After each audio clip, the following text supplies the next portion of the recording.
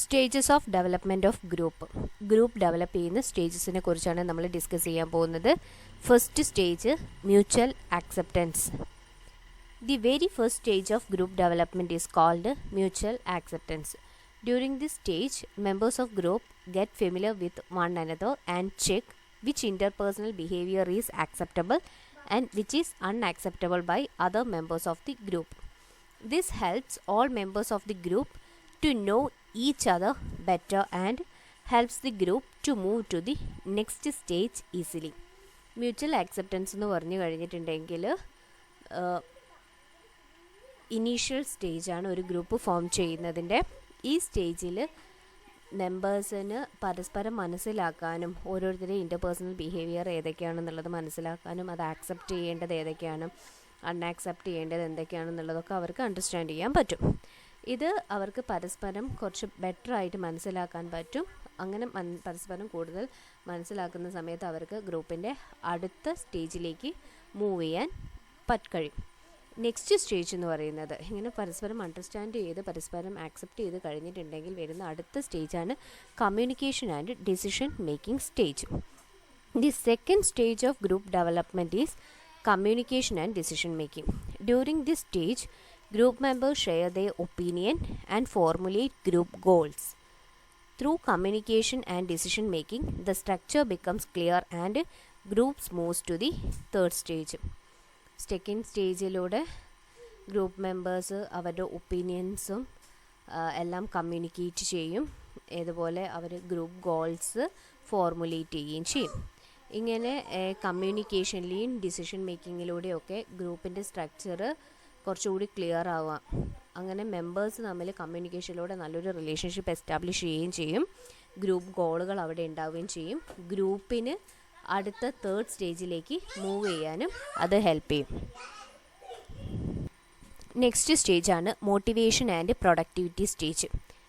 The third stage is motivation and productivity, which is characterized by a shared acceptance among members of what the group is trying to do. Each person recognizes and accepts his role as well as to accept and understand the roles of others. Members also become more comfortable with each other and develop a sense of group identity and unity. Motivation and productivity group എന്ന് പറയുന്ന സമയത്ത് members തമ്മിൽ പരസ്പരം അവരെ accept ചെയ്യുകയും ചെയ്യും. അതുപോലെ തന്നെ അവർക്ക് അവരുടെ റോൾ എന്താണെന്നുള്ളത് അവർ മനസ്സിലാക്കുകയും അത് ആക്സെപ്റ്റ് ചെയ്യുകയും ചെയ്യും. അറ്റ് ദി സെയിം ടൈം അവർ മറ്റുള്ളവർ എന്തൊക്കെയാണ് ഈ ഗ്രൂപ്പിൽ പെർഫോം ചെയ്യേണ്ടതെന്ന് കൂടി മനസ്സിലാക്കും. അവർ ഓരോരുത്തർക്കും ഗ്രൂപ്പിൽ ചെയ്യേണ്ട ടാസ്കിനെ പറ്റിയിട്ട് ക്ലിയർ ആയിട്ടുള്ള ഒരു ഐഡിയ ഉണ്ടാകുന്ന ഒരു സ്റ്റേജാണ് മോട്ടിവേഷൻ ആൻഡ് പ്രൊഡക്ടിവിറ്റി സ്റ്റേജ് എന്ന് പറയുന്നത്. അവർ കുറച്ചും കൂടി മറ്റുള്ളവരുമായിട്ട് ഇൻട്രാക്ഷനിലൂടെയും അതുപോലെ തന്നെ ഒരുമിച്ച് ഈ കാര്യങ്ങളൊക്കെ ചെയ്യുന്നതിലൂടെയും കുറച്ചുകൂടി മോർ കംഫർട്ടബിൾ ആയിരിക്കും. ഒരു ഗ്രൂപ്പ് യൂണിറ്റിയും ഐഡൻറ്റിറ്റിയും ഒക്കെ ഈ സ്റ്റേജ് ആകുമ്പോഴേക്കും അവർക്കിടയിൽ ഫോം ചെയ്യും. നെക്സ്റ്റ് ഫോർത്ത് സ്റ്റേജാണ് control and organisation. Fourth stage is control and organization, in which members perform the roles they have accepted and direct their group efforts towards the goal attainment. In reality, this development sequence varies from group to group, depending on the time, personal characteristics of group members and frequency of interaction. നാലാമത്തത് വരുന്നത് control and ഓർഗനൈസേഷനിലാണ്. അതായത് ഓരോ മെമ്പേഴ്സിനും ഓരോ particular ടാസ്കുകൾ നമ്മൾ ഗ്രൂപ്പിൽ third സ്റ്റേജിൽ കൊടുക്കുന്നുണ്ട്. ഈ വർക്കുകൾ ഇവർ ആക്സെപ്റ്റ് ചെയ്തതൊക്കെ പെർഫോം ചെയ്യുന്ന സ്റ്റേജാണ് കൺട്രോൾ ആൻഡ് ഓർഗനൈസേഷനിൽ വരുന്നത്. അതായത് ആ ഗ്രൂപ്പിൻ്റെ ഒബ്ജക്റ്റീവ് അച്ചീവ് ചെയ്യാൻ വേണ്ടിയിട്ട് ഓരോരുത്തരും അവർക്ക് കിട്ടിയിട്ടുള്ള ടാസ്കുകൾ പെർഫോം ചെയ്യാം. ഈ ടാസ്കുകൾ ഓരോ ഗ്രൂപ്പിനനുസരിച്ചിട്ട് വ്യത്യാസപ്പെട്ടുകൊണ്ടേയിരിക്കും. അതുപോലെ തന്നെ എത്ര ടൈം ഓരോ ഗ്രൂപ്പ് മെമ്പേഴ്സിൻ്റെ ക്യാരക്ടറൊക്കെ അനുസരിച്ചിട്ട് ഇതിൻ്റെ ഓരോ വർക്കുകൾ ഡിഫറെൻ്റ് ചെയ്തുകൊണ്ടേയിരിക്കും ഓരോ ഗ്രൂപ്പുമായിട്ട് കമ്പയർ ചെയ്യുമ്പോൾ. നെക്സ്റ്റ് ക്യാരക്ടറിസ്റ്റിക്സ് ഓഫ് മെച്യൂർ ഗ്രൂപ്പ്സിൻ്റെ ക്യാരക്ടറിസ്റ്റിക്സ് എന്തൊക്കെയാണെന്ന്. ഫസ്റ്റ് വരുന്നത് role structure. A role is the part that an individual plays in a group to reach its goals. Some individuals are leaders, Some focus on the group's task, some interact with other groups, and so on. Role structure is set of defined roles and interrelationship among those roles that the group members define and accept. The failure in role development result in role ambiguity, role conflict, and role overload. Managers have to take steps to avoid role ambiguity, role conflict, and role overload.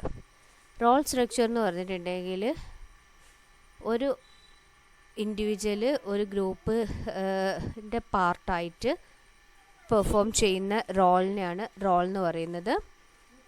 അതായത് ഒരു ഗ്രൂപ്പിൽ ഓരോ ഇൻഡിവിജ്വലിനും ഓരോ റോളുകളുണ്ടാകും. ചില ആളുകൾ അവരുടെ leader ആയിരിക്കും, ചില ആളുകൾ ഗ്രൂപ്പിലെ ടാസ്ക് ചെയ്യുന്നതിലായിരിക്കും ഫോക്കസ് ചെയ്യുന്നുണ്ടാകുക, ചിലർക്ക് മറ്റുള്ള ഗ്രൂപ്പ് മെമ്പേഴ്സുമായിട്ട് ഇൻറ്ററാക്ട് ചെയ്യാനുള്ള അവസരങ്ങളൊക്കെ ഉണ്ടാവും, അതായത് ഇൻറ്ററാക്ട് ചെയ്യാനുള്ള ടാസ്ക് കൂടി പ്രൊവൈഡ് ചെയ്തിട്ടുണ്ടാവും. ഇങ്ങനെ ഒരുപാട് റോളുകൾ ഒരു ഗ്രൂപ്പിലുണ്ടാവും.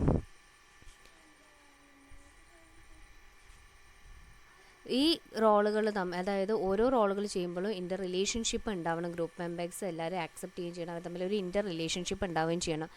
ഇതിൽ നമ്മൾ ഈ അസൈൻ ചെയ്ത റോള് പെർഫോം ചെയ്യാൻ ഫെയിലിയർ ആവുന്ന സമയത്ത്, അതായത് ഏത് റോളാണ് പെർഫോം ചെയ്യേണ്ടത് എന്നുള്ളത് ക്ലിയർ ആയിട്ട് മനസ്സിലായിട്ടില്ലെങ്കിൽ, അതല്ലെങ്കിൽ റോളിൻ്റെ കേസിൽ കൺഫ്യൂഷൻ ഉണ്ടാവുകയാണെങ്കിൽ, ഇനി ഒരുപാട് റോളുകൾ ഒരേ പേഴ്സൺ തന്നെ പെർഫോം ചെയ്യുന്ന സമയത്തൊക്കെ അവിടെ പ്രശ്നങ്ങൾ ഉണ്ടാവാം. അതിനെയാണ് അത് അവോയ്ഡ് ചെയ്യാൻ വേണ്ടിയിട്ട് മാനേജേഴ്സ് നെസസറി സ്റ്റെപ്പുകൾ എടുക്കേണ്ടതാണ്. അതായത് റോൾ ആംബിഗ്യൂറ്റി വരിക, റോൾ കോൺഫ്ലിക്റ്റ് ഉണ്ടാവുക, റോൾ ഓവർലോഡ് വരിക. ഇതൊക്കെ വരുന്നത് ഒരു ഇൻഡിവിജ്വലിന് ഡിഫറെൻറ്റ് ടാസ്കുകൾ അല്ലെങ്കിൽ ഡിഫറെൻറ്റ് റോളുകൾ അറ്റ് എ ടൈം പെർഫോം ചെയ്യുന്ന സമയത്തൊക്കെയാണ്. അപ്പോൾ ഇത് അവോയ്ഡ് ചെയ്യാൻ വേണ്ടിയിട്ട് മാനേജേഴ്സ് നെസസറി ടാസ്ക് എടുക്കണം. Next behavioural norms. അടുത്ത ക്യാരക്ടറാണ് ബിഹേവിയറൽ നോംസ് എന്ന് പറയുന്നത്. Although informal groups do not have any specific goals to accomplish, but they must have some goals over a period of time. These goals are temporary and can be changed in accordance with the needs of group members. The goals can be achieved effectively depending on the following factors: the extent of cooperation with management, maintenance and efficient communication system, satisfaction of the needs of the group members. അതായത് ചില behavioural norms എന്ന് പറയുന്നത് ഈ informal group ഒന്നും specific പേർപ്പസിന് വേണ്ടിയിട്ടല്ല form ചെയ്യുന്നത് എങ്കിൽ കുറേ കഴിയുന്ന സമയത്ത് അവരും ചിലപ്പോൾ ഒരു സ്പെസിഫിക് പേർപ്പസിന് വേണ്ടിയോ അല്ലെങ്കിൽ സ്പെസിഫിക് പേർപ്പസൊക്കെ അവർക്കും തോന്നാം, ഈ ഗ്രൂപ്പിൽ നമുക്ക് എന്തെങ്കിലും ഒരു കാര്യം ചെയ്യാം എന്നൊക്കെ അവരും ഡിസൈഡ് ചെയ്യും. അങ്ങനെ ഡിസൈഡ് ചെയ്യുന്ന കാര്യങ്ങൾ ടെമ്പററി ആയിരിക്കാം. ഇനി ഒരു നീഡ് കഴിഞ്ഞു കഴിഞ്ഞാൽ അവർ ചിലപ്പോൾ ഇതിനനുസരിച്ച് അടുത്ത നീഡ് അല്ലെങ്കിൽ അടുത്ത ഗ്രൂപ്പ് ഒബ്ജക്റ്റീവ് ഫോം ചെയ്യുകയും ചെയ്യും.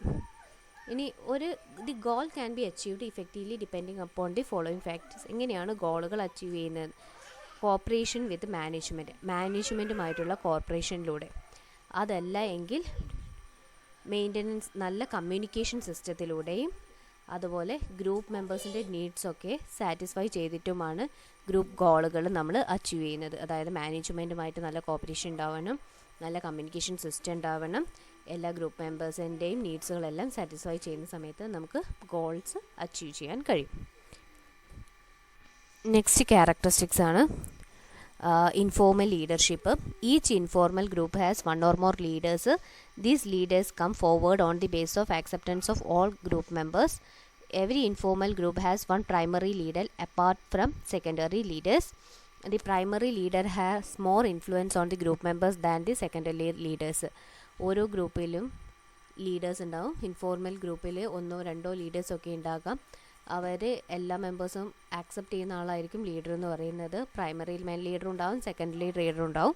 പ്രൈമറി ലീഡേഴ്സിനാണ് അവരുടെ ഇടയിൽ, അതായത് മെമ്പേഴ്സിൻ്റെ ഇടയിൽ കൂടുതൽ ഇൻഫ്ലുവൻസ് ഉണ്ടാകുക സെക്കൻഡറി ലീഡേഴ്സിനേക്കാളും. ഇനി cohesiveness. Group cohesiveness is defined as the attractiveness of group members towards the group. It's also emphasis on the group's ability to satisfy members' needs. It therefore helps the group members to work more consistently and make a greater contribution to the achievement of the organizational goals. It's also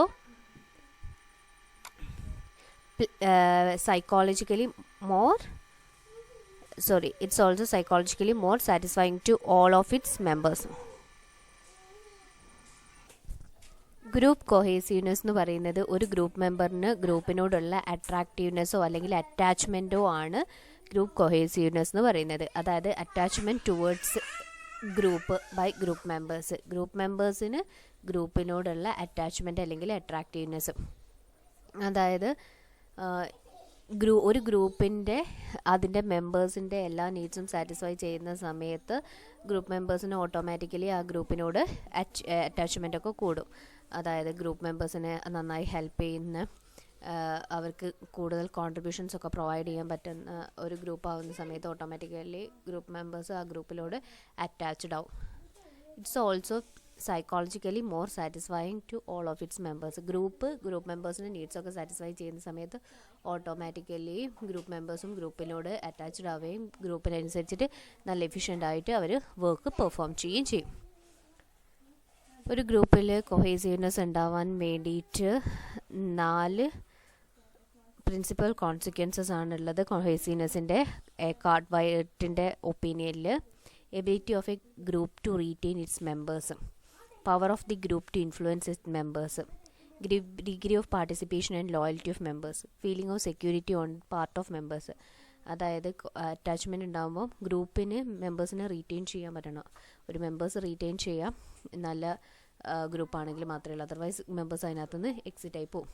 പിന്നെ മെമ്പേഴ്സിനെ influence ചെയ്യാനുള്ള കഴിവുണ്ടാവണം. പിന്നെ കൂടുതൽ മെമ്പേഴ്സും ഗ്രൂപ്പിൽ participate ചെയ്യുന്ന സമയത്താണ് group കുറച്ചുകൂടി efficient ആവുന്നത്. അതുപോലെ തന്നെ എല്ലാ മെമ്പേഴ്സും പാർട്ടിസിപ്പേറ്റ് ചെയ്യുന്ന സമയത്ത് മെമ്പേഴ്സിന് ആ ഗ്രൂപ്പിനോട് ലോയൽറ്റി ഉണ്ടാവണം. പിന്നെ മെമ്പേഴ്സിന് ഈ ഗ്രൂപ്പിൽ മെമ്പർ ആയതുകൊണ്ട് തന്നെ ഒരു സെക്യൂരിറ്റി ഫീലിംഗ് ഒക്കെ ഉണ്ടാവണം. അവർ ഇൻസെക്യൂർഡ് ആവരുത്. ഇൻസെക്യൂർഡ് ആവുന്ന സമയത്ത് അവർക്ക് ആ ഗ്രൂപ്പിനോട് അറ്റാച്ച്മെൻറ്റ് ഉണ്ടാവില്ല. Next, group norms. Norms refers to group behaviour, standard, belief, attitude, tradition and expectation shared by a group members. According to Michael എഗ്രേ, group norms are the rules or guidelines of accepted behavior which are established by a group and used to monitor the behavior of its members. They are framed to achieve objectives of the group. They can be social and fair in nature. Norms defines boundaries between acceptable and unacceptable behavior. They make the members to identify themselves with the group. Norms play a significant role in disciplining the members of a group to make them to work regularly and properly. This reduces absenteeism and employees turnover. The members of the group are expected to follow the norms strictly. This will make the groups more organized. Group norms എന്ന് പറയുന്നത് ഒരു ഗ്രൂപ്പിൻ്റെ സ്റ്റാൻഡേർഡുകൾ, belief, attitude, traditions, expectations ഒക്കെയാണ് group norms എന്ന് പറയുന്നത്. അതൊക്കെ share ചെയ്യുന്നത് members ആയിരിക്കും. അതായത് ഷെയർഡ് ബൈ മെമ്പേഴ്സ്. ഗ്രൂപ്പിൻ്റെ സ്റ്റാൻഡേർഡ് കാണിക്കുക ഗ്രൂപ്പ് മെമ്പേഴ്സാണ്. ഗ്രൂപ്പിൻ്റെ ബിലീഫൊക്കെ മെമ്പേഴ്സിനോട് കമ്മ്യൂണിക്കേറ്റ് ചെയ്യുന്ന സമയത്ത് നമുക്ക് മനസ്സിലാക്കാൻ പറ്റും ആ ഗ്രൂപ്പിൻ്റെ ബിലീഫ് എന്താണ്, ആറ്റിറ്റ്യൂഡ് എന്താണ്, സ്റ്റാൻഡേർഡ് എന്താണ്, എക്സ്പെക്റ്റേഷൻ എന്താണെന്നൊക്കെ. അതായത് ഒരു ഗ്രൂപ്പിൻ്റെ റൂൾസും ഗൈഡ് ലൈൻസും ഒക്കെയാണ് അക്സെപ്റ്റഡ് ബിഹേവിയർ. ഒരു ഗ്രൂപ്പിൽ എങ്ങനത്തെ ബിഹേവിയറാണ് അക്സെപ്റ്റ് ചെയ്തിട്ടുള്ളത് എന്നുള്ളതിനെയാണ് ഗ്രൂപ്പ് നോംസിൽ പറയുന്നത്. അതായത് ആ ഗ്രൂപ്പിനുള്ളിൽ മെമ്പേഴ്സ് എങ്ങനെയുള്ള ബിഹേവിയർ ഫോളോ ചെയ്യണം എന്നൊക്കെ ഉള്ളതാണ് ഗ്രൂപ്പ് നോംസിൽ വരുന്നത്. അത് മെമ്പേഴ്സിൻ്റെ ബിഹേവിയർ മോണിറ്റർ ചെയ്യുന്നുണ്ട്. ദെൻ ഇങ്ങനെ ഒരു ആക്സെപ്റ്റഡ് ബിഹേവിയറും റൂൾസും റെഗുലേഷൻസും സ്റ്റാൻഡേർഡും ഒക്കെ ഒരു ഗ്രൂപ്പിന് ഉണ്ടാകുന്ന സമയത്ത് ആ ഗ്രൂപ്പിന് അതിൻ്റെ ഒബ്ജക്റ്റീവ് ഈസിലി അച്ചീവ് ചെയ്യാൻ പറ്റും. അതുപോലെ തന്നെ ഈ ഗ്രൂപ്പ്സിൻ്റെ നോംസ് ഗ്രൂപ്പിൻ്റെ ബൗണ്ടറീസ് ഡിസൈഡ് ചെയ്യുന്നുണ്ട്. അതായത് എന്തൊക്കെ ബിഹേവിയർ ആയിരിക്കും ഈ ഗ്രൂപ്പിൽ ആക്സെപ്റ്റബിൾ ഉള്ളത്, എന്തൊക്കെ അൺആക്സെപ്റ്റബിൾ ആണെന്നൊക്കെ ആദ്യം തന്നെ അത് വ്യക്തമാക്കുന്നുണ്ട്. അപ്പം നമുക്ക് മെമ്പേഴ്സിന് പെർഫോം ചെയ്യുന്ന സമയത്ത് ആക്സെപ്റ്റബിൾ ബിഹേവിയറിനുള്ളിൽ നിന്നുകൊണ്ട് തന്നെ വർക്ക് ചെയ്യാനും അൺആക്സെപ്റ്റബിൾ ആയിട്ടുള്ള ബിഹേവിയേഴ്സൊന്നും ആ ഗ്രൂപ്പിൽ നടത്താതിരിക്കാൻ, അതായത് അൺആക്സെപ്റ്റബിൾ ഗ്രൂപ്പിന് അൺആക്സെപ്റ്റബിൾ ആയിട്ടുള്ള ബിലീഫ്സോ ആറ്റിറ്റ്യൂഡ്സോ ഒന്നും ഫോളോ ചെയ്യാതിരിക്കുകയും അവർ ചെയ്യും. അവർക്ക് മെമ്പേഴ്സിനിടയിൽ ഒരു ഡിസിപ്ലിൻ കൊണ്ടുവരാൻ വേണ്ടിയിട്ട് ഈ ഗ്രൂപ്പ് നോംസ് ഹെൽപ്പ് ചെയ്യുന്നുണ്ട്. അതുപോലെ തന്നെ വർക്ക് റെഗുലറായിട്ടും പ്രോപ്പർലി ആയിട്ടും ഒക്കെ വർക്ക് ചെയ്യാനൊക്കെ നോംസ് അവരെ സഹായിക്കും. ഇങ്ങനെ ഒരു റൂൾസും റെഗുലേഷൻസും അതുപോലെ തന്നെ സ്റ്റാൻഡേർഡും ആറ്റിറ്റ്യൂഡ്സും ബിലീഫ്സും ഒക്കെ ഉണ്ടാകുന്ന സമയത്ത് എംപ്ലോയീസിൻ്റെ ആബ്സെൻറ്റീസും അതുപോലെ തന്നെ എംപ്ലോയീസ് ടേൺ ഓവേഴ്സും ഒക്കെ റെഡ്യൂസ് ചെയ്യും. അവർ ഓർഗനൈസ്ഡ് ഗ്രൂപ്പ്സിലാണ് ശരിക്കും ഈ ഗ്രൂപ്പ് നോംസ് സ്ട്രിക്ട്ലി ഉണ്ടാവുക. കാരണം ഒരു ഓർഗനൈസേഷനിൽ ഫോം ചെയ്യുന്ന ഗ്രൂപ്പുകളാണെങ്കിൽ അവിടെ വർക്കേഴ്സിന് കറക്റ്റ് ടൈം ഉണ്ടാവും. ആ ഓർഗനൈസേഷൻ്റെ റൂൾസിനും പോളിസീസും പ്രൊസീജിയറിൻ്റെയും ഒക്കെ ബേസിലാണ് അവർ വർക്ക് ചെയ്യുകയും ചെയ്യുന്നത്. ഇങ്ങനെ അതവർ കറക്റ്റായിട്ട് ഫോളോ ചെയ്യുന്ന സമയത്ത് അവരുടെ ലേബർ ടേൺ ഓവറൊക്കെ റെഡ്യൂസ് ചെയ്യാനും അവർക്ക് എഫിഷ്യൻ്റ്ലി ഒക്കെ വർക്ക് ചെയ്യാനും ഒക്കെ അവരെ സഹായിക്കുന്നുണ്ട് ഈ സ്റ്റാൻഡേർഡ്. അപ്പം നോംസ് എന്ന് പറഞ്ഞു കഴിഞ്ഞിട്ടുണ്ടെങ്കിൽ സ്റ്റാൻഡേർഡ് ആവാം, ബിലീഫ് ആവാം, ആറ്റിറ്റ്യൂഡ് ആകാം, അതല്ലെങ്കിൽ ട്രഡീഷൻസോ എക്സ്പെക്റ്റേഷനോ ഒക്കെയാണ് ഒരു ഗ്രൂപ്പിൻ്റെ, അതായത് ഒരു ഗ്രൂപ്പിൽ ആക്സെപ്റ്റ് ചെയ്തിട്ടുള്ള ബിഹേവിയറാണ് ഗ്രൂപ്പ് നോംസ് എന്ന് പറയുന്നത്. Types of groups norms. There are two types of group norms which are behavior norms and performance norms. Group നോംസിനെ രണ്ടായി ക്ലാസിഫൈ ചെയ്തിട്ടുണ്ട്, behaviour norms and performance norms എന്ന് പറഞ്ഞിട്ട്. Behaviour norms are the rules that standardise how individuals act while working on day to day basis. Examples: do not come to committee meetings unless you have read the reports to be discussed. Greet every customer with a smile. Greet every customer with a smile, etc. These norms tend to reflect motivation, commitment to the organization and therefore result in high level of performance. Behavioral norms എന്ന് പറഞ്ഞിട്ടുണ്ടെങ്കിൽ എങ്ങനെയാണ് work ടൈമിൽ workers behave ചെയ്യേണ്ടത് എന്നുള്ളത് expect ചെയ്യുന്നതിനാണ് behavioural norms എന്ന് പറയുന്നത്. അതായത് സ്റ്റാൻഡേർഡൈസ്ഡ് ബിഹേവിയർ എങ്ങനെ ഇൻഡിവിജ്വൽ വർക്ക് ചെയ്യുന്ന സമയത്ത് ഡെയിലി ഡീൽ ചെയ്യണം. സപ്പോസ് ഒരു സെയിൽസ് പേഴ്സൺ ആണെങ്കിൽ അവിടെ വരുന്ന കസ്റ്റമേഴ്സിൻ്റെ അടുത്ത് സ്മൈലോട് കൂടിയിട്ട് എപ്പോഴും ബിഹേവ് ചെയ്യണം. ഇങ്ങനെയൊക്കെ ഉള്ള ഒരു ബിഹേവിയർ നോംസ് സെറ്റ് ചെയ്യുന്നതാണ് ബിഹേവിയർ നോംസിന് എക്സാമ്പിളായിട്ട് വരുന്നത്. ഇങ്ങനെ ആവുന്ന സമയത്ത് നല്ലൊരു ബിഹേവിയർ നോംസ് ഒക്കെ ഉണ്ടാകുന്ന സമയത്ത് ഓർഗനൈസേഷനോട് കമ്മിറ്റ്മെൻറ്റ് കൂടുകയും ചെയ്യും, അതുപോലെ തന്നെ ഹൈ ലെവൽ ഓഫ് പെർഫോമൻസ് ഉണ്ടാവുകയും ചെയ്യും. നെക്സ്റ്റ് പെർഫോമൻസ് നോംസ് എന്ന് പറഞ്ഞിട്ടുണ്ടെങ്കിൽ rules that standardise employees output and number of work hours. എന്തൊക്കെ റൂൾസാണ്? സ്റ്റാൻഡേർഡൈസ്ഡ് റൂൾസാണ് അവിടെ വരുന്നത്. അതായത് നല്ല സ്റ്റാൻഡേർഡൈസ്ഡ് റൂൾസ് ഉണ്ടാവും. ഈ റൂളുകൾ അതായത് ഓർഗനൈസേഷൻ്റെ റൂളുകൾ എംപ്ലോയീസിനെ സ്റ്റാൻഡേർഡൈസ് ചെയ്യും. ആ റൂളിൻ്റെ ബേസിൽ എംപ്ലോയീസ്, അതായത് നല്ല സ്ട്രിക്റ്റ് ആയിട്ടുള്ള നല്ല ആക്സെപ്റ്റബിൾ ആയിട്ടുള്ള റൂളുകളാവുന്ന സമയത്ത് ആ റൂളുകൾ എംപ്ലോയീസിനെ സ്റ്റാൻഡേർഡൈസ് ചെയ്യും. സ്റ്റാൻഡേർഡൈസേഷൻ അവരുടെ ഔട്ട്പുട്ട് ഇൻക്രീസ് ചെയ്യിപ്പിക്കുകയും ഒക്കെ ചെയ്യും. Reasons for strong enforcement of norms. Groups does not have time or energy to regulate each and every actions of group members. Only those behavior that sound to be important by group members should be brought under control. Groups like individuals try to operate in such a way that they maximize their chances of task success and minimize their failure. Groups want to facilitate their performance and overcome barriers to reach their goals. Moreover, groups want to increase morale and prevent any interpersonal discomfort to their members. Norms that will help group meet these aims of performing successfully and keeping morale high are likely to be strongly enforced. അതായത് strong enforcement നോംസിൻ്റെ reason എന്ന് പറയുന്നത് ഗ്രൂപ്പിന്, അതായത് group norms എന്ന് പറയുന്നത് അതിൻ്റെ റൂൾസും റെഗുലേഷൻസും ഒക്കെയാണ്. അതൊക്കെ സ്ട്രോങ്ലി ഒരു ഗ്രൂപ്പിൽ എൻഫോഴ്സ് ചെയ്യാനുള്ള കാരണം എന്ന് പറയുന്നത് ഒരു ഗ്രൂപ്പിന് ഒരിക്കലും ഓരോ ഇൻഡിവിജ്വലിനും ചെയ്യുന്ന ആക്ടിവിറ്റീസോ അല്ലെങ്കിൽ ഓരോ ആക്ഷനും കൺട്രോൾ ചെയ്യാനോ റെഗുലേറ്റ് ചെയ്യാനോ പറ്റില്ല. അതായത് ചില പർട്ടിക്കുലർ ആക്ഷൻസ് മാത്രമേ ഉള്ളൂ. അതായത് എല്ലാ ദിവസവും ഓരോ ഇൻഡിവിജ്വലും ചെയ്യുന്ന പർട്ടിക്കുലർ ആക്ടിവിറ്റീസൊക്കെ ഇങ്ങനെ കൺട്രോൾ ചെയ്യാൻ ഒരു ഗ്രൂപ്പിന് കഴിയില്ല. അതുകൊണ്ട് തന്നെ ഒരു ഗ്രൂപ്പ് ആവുന്ന ഒരു നോംസ് ഉണ്ടാവുന്ന സമയത്ത് ആ norms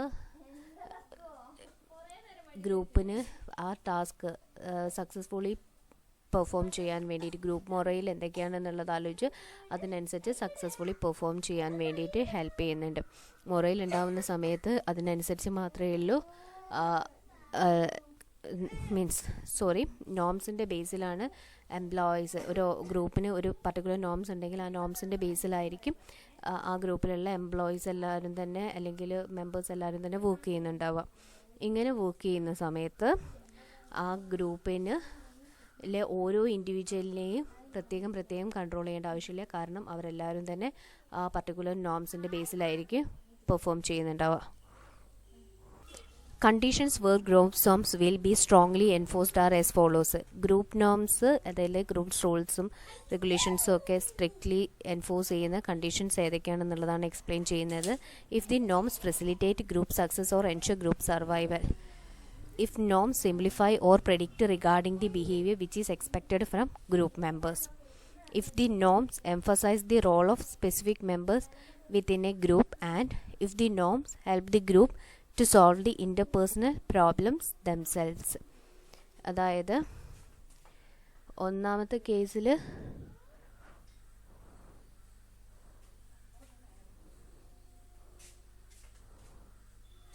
uniqueness of group norms. The norms of one group cannot be easily mixed with another group. Some differences are primarily due to the differences in structure of the groups. However, even very similar work groups may develop different norms. The member of one group may be friendly with their supervisor, whereas those of another group may not. അതായത് ഓരോ ഗ്രൂപ്പും unique ആയിരിക്കും എന്നാണ് പറയുന്നത്. ഒരിക്കലും ഒരു ഗ്രൂപ്പിൻ്റെ norms ആയിരിക്കില്ല മറ്റൊരു ഗ്രൂപ്പ് ഫോളോ ചെയ്യുന്നുണ്ടാവാം. ഗ്രൂപ്പിൻ്റെ സ്ട്രക്ചർ അനുസരിച്ചിട്ട് ഓരോ ഗ്രൂപ്പ് നോംസും ഡിഫറെൻ്റ് ആയിരിക്കും. ചില ഗ്രൂപ്പിലെ മെമ്പേഴ്സ് സൂപ്പർവൈസേഴ്സൊക്കെ ആയിട്ട് വളരെ ക്ലോസ് ആയിട്ടുള്ള റിലേഷൻഷിപ്പൊക്കെ ആയിരിക്കും ഉണ്ടാകുക. പക്ഷേ ചില ഗ്രൂപ്പിൽ ഒരു ഫ്രണ്ട്ലി റിലേഷൻഷിപ്പൊന്നും ഉണ്ടാവില്ല. സോ ഗ്രൂപ്പ് നോംസ് ഓരോന്നും ഡിഫറെൻ്റ് ആയിരിക്കും. Norms conformity. Norms have the power to force a certain degree of conformity. There are several factors consist of non-conformity, which are as follows. Some groups may exert more pressure for conformity than others because of the personalities of the group members. The history of the group and its members also plays a part in conformity. For example, if the group has always been successful by following certain behavior, new group members are also asked to follow the same. If group was not successful in past, new group member may have greater freedom to exhibit other behaviors.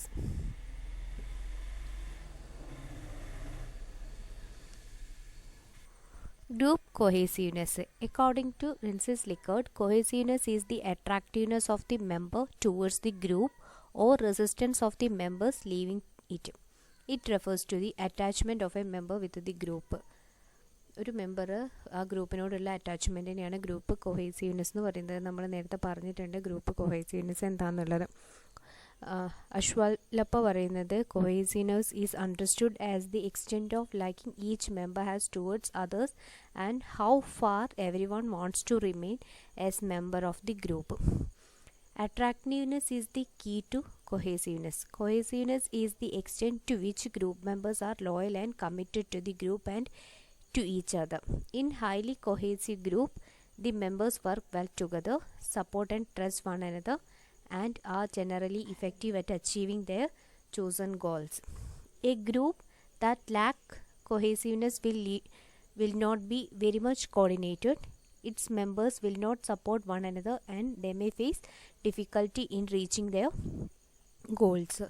Cohesiveness എന്ന് പറഞ്ഞിട്ടുണ്ടെങ്കിൽ ഒരു ഗ്രൂപ്പിൽ മെമ്പേഴ്സിൻ്റെ അറ്റാച്ച്മെൻറ്റിനെയാണ് നമ്മൾ cohesiveness എന്ന് പറയുന്നത്. അതായത് എത്രത്തോളം members ആ ഗ്രൂപ്പിനോട് ലോയലാണ്, ഗ്രൂപ്പിനോട് കമ്മിറ്റഡ് ആണ്, അതുപോലെ തന്നെ മെമ്പേഴ്സ് തമ്മിൽ പരസ്പരം എത്രത്തോളം ലോയൽറ്റി ഉണ്ട്, കമ്മിറ്റ്മെൻ്റ് ഉണ്ട് എന്ന് പറയുന്നതിനെയാണ് ഗ്രൂപ്പ് കൊഹേസീവ്നെസ് എന്ന് പറയുന്നത്. ഒരു ഹൈലി കൊഹേസീവ് ആയിട്ടുള്ള ഗ്രൂപ്പിൽ മെമ്പേഴ്സ് നന്നായിട്ട് പരസ്പരം ഒരുമിച്ച് വർക്ക് ചെയ്യും, സപ്പോർട്ട് ചെയ്യും, അതുപോലെ തന്നെ പരസ്പരം ട്രസ്റ്റ് ചെയ്യുകയും ചെയ്യും. ഇങ്ങനെ ചെയ്യുന്ന സമയത്ത് അവർക്ക് ആ ഗ്രൂപ്പിൻ്റെ ഒബ്ജക്റ്റീവ് നന്നായി അച്ചീവ് ചെയ്യാൻ സാധിക്കും. എന്നാൽ ഗ്രൂപ്പ് കോഹെസീവ്നെസ് കുറവുള്ള ഗ്രൂപ്പ് ആവുന്ന സമയത്ത് അവിടെ കോർഡിനേഷൻ കുറവായിരിക്കും, അവർക്ക് അവരുടെ ഗോളിലെത്താൻ ഡിഫിക്കൽറ്റി ഉണ്ടാവും. Advantages of group cohesiveness. The advantages of group cohesiveness are as follows. The members of cohesive groups are high morale. The members do not have conflicting views, which decreases the chances of in clash among the views of group members at the workplace or elsewhere. Individuals of cohesive groups have no anxiety at the workplace. Members of cohesive groups are regular at their work. Cohesiveness increases productivity. Organization gain from members of cohesive group because they communicate a bit better, they share ideologies and respect opinion of fellow employees. ഒരു highly കൊഹേസീവ് group ആവുന്ന സമയത്ത് മെമ്പേഴ്സിന് എല്ലാവർക്കും തന്നെ പരസ്പരം morality ഉണ്ടാവും, ഗ്രൂപ്പിന് high morale ഉണ്ടാവും. അതുപോലെ തന്നെ അവർ മെമ്പേഴ്സിന് കോൺഫ്ലിക്റ്റിംഗ് വ്യൂസ് ഒന്നും ഉണ്ടാവില്ല. കോൺഫ്ലിക്റ്റിംഗ് വ്യൂസ് അല്ല, സെയിം വ്യൂസ് ആയിരിക്കും അവർക്ക് ഉണ്ടാവുക ആ സമയത്ത്. അതുകൊണ്ട് തന്നെ ഗ്രൂപ്പ് ക്ലാഷൊക്കെ ഡിക്രീസ് ചെയ്യും, ക്ലാഷിനുള്ള ചാൻസുകളൊക്കെ കൂടെ കുറവായിരിക്കും. അവർക്ക് ഗ്രൂപ്പിൽ മെമ്പേഴ്സിന് ആങ്സൈറ്റി, വർക്ക് പ്ലേസിനെ പറ്റിയിട്ട് വലിയ ആങ്സൈറ്റി ഒന്നും ഉണ്ടാവില്ല. അവർ കൂളായിട്ട് ആ വർക്കിൽ പാർട്ടിസിപ്പേറ്റ് ചെയ്യും, കാരണം അവർക്ക് ആ ഗ്രൂപ്പ് ഇഷ്ടമായതുകൊണ്ട് തന്നെ അവർ ഇഷ്ടത്തോടു കൂടി അവിടേക്ക് വന്ന് വർക്ക് ചെയ്യും. സോ അവർ റെഗുലറായിട്ട് വർക്കിന് വരികയും ചെയ്യും. ഇങ്ങനെ വരുന്ന സമയത്ത് ഈ കൊഹേസീവ് ഗ്രൂപ്പ് പ്രൊഡക്ടിവിറ്റി ഇൻക്രീസ് ചെയ്യുന്നുണ്ട്. അവർ ഓർഗനൈസേഷൻ നന്നായി കമ്മ്യൂണിക്കേറ്റ് ചെയ്യും. അതുപോലെ തന്നെ അവരവരുടെ ഐഡിയാസൊക്കെ ഗ്രൂപ്പിൽ നന്നായി കമ്മ്യൂണിക്കേറ്റ് ചെയ്യുന്നത് കൊണ്ടും നല്ല നല്ല ഐഡിയോളജീസും ഒക്കെ പ്രൊവൈഡ് ചെയ്യും. അവരതുപോലെ മറ്റുള്ളവരുടെ ഫെലോ മെമ്പേഴ്സിൻ്റെ ഒപ്പീനിയൻസും ഒക്കെ റെസ്പെക്റ്റ് ചെയ്യും.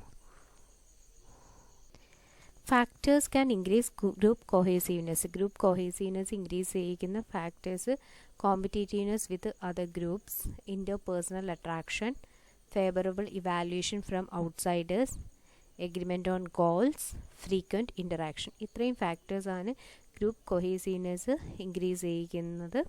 ഇനി കൊഹേസീവ്നെസ് ഡിക്രീസ് ചെയ്യുന്ന ഫാക്ടേഴ്സാണ് large group size of group കൂടുന്ന സമയത്ത് മെമ്പേഴ്സ് തമ്മിൽ അറ്റാച്ച്മെൻറ്റ് ഉണ്ടാവാനൊക്കെയുള്ള ചാൻസ് വളരെ കുറവാണ്. ഡിസഗ്രിമെൻറ്റ് ഓഫ് ഗോൾസ് എഗ്രി ചെയ്യുന്നില്ല എങ്കിൽ അവിടെ അറ്റാച്ച്മെൻറ്റ് ഉണ്ടാവില്ല, അല്ലെങ്കിൽ ഗ്രൂപ്പിനോടൊരു അട്രാക്ഷൻ മെമ്പേഴ്സിന് ഉണ്ടാവില്ല. കോമ്പറ്റീറ്റീവ്നെസ് വിത്തിൻ ദി ഗ്രൂപ്പിനുള്ളിൽ തന്നെ കോമ്പറ്റീറ്റീവ്നെസ് ഉണ്ടാവുന്ന സമയത്ത് അവിടെ റിലേഷൻഷിപ്പിനെ അത് അഫക്റ്റ് ചെയ്യും. ഇന്നർ ഗ്രൂപ്പ് കോൺഫ്ലിക്റ്റ് ഉണ്ടാവാനുള്ള ചാൻസ് ഉണ്ട്, അതും കൊഹേസീവ്നെസ്സിന് കാരണമാവും. Domination by one or more members, ഒന്നോ രണ്ടോ മെമ്പേഴ്സ് ഗ്രൂപ്പിൻ്റെ എല്ലാം ഡൊമിനേറ്റ് ചെയ്യുകയാണെങ്കിലും ആ സമയത്തും ഗ്രൂപ്പ് കൊഹേസീവ്നെസ് കുറയും. അൺപ്ലസൻ്റ് ആയിട്ട് എക്സ്പീരിയൻസ് ഗ്രൂപ്പിൽ നിന്ന് ഉണ്ടാകുന്ന സമയത്തും ഗ്രൂപ്പ് കൊഹേസീവ്നെസ് ഡിക്രീസ് ചെയ്യാൻ ചാൻസ് ഉണ്ട്.